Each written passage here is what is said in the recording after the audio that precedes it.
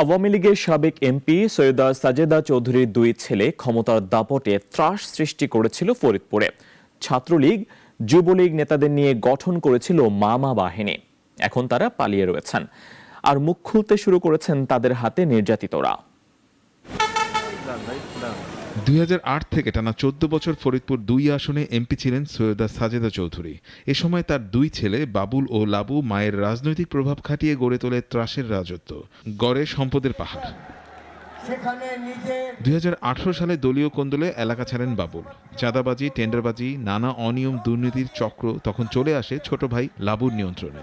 ছাত্রলীগ, যুবলীগ নেতাদের নিয়ে সে গঠন করে মামা বাহিনী। প্রতিবাদ করলেই মিথ্যা মামলার শিকার হতো মানুষ। চাঁদাবাজির টাকা না পেলে চলত নির্মম নির্যাতন। এখন মুখ খুলছেন তারা, সরকারের কাছে শাস্তির দাবি তাদের।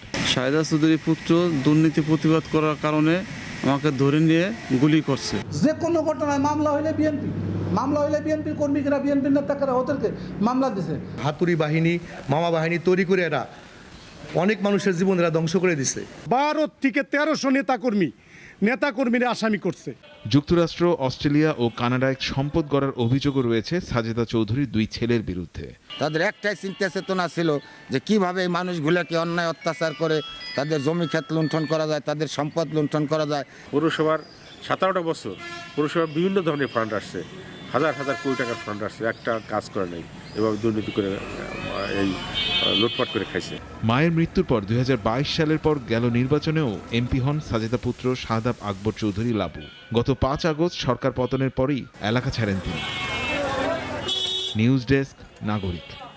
Double million offer Walton fridge কিনে পেতে পারেন 20 লক্ষ টাকা, রয়েছে কোটি কোটি টাকার নিশ্চিত উপহার।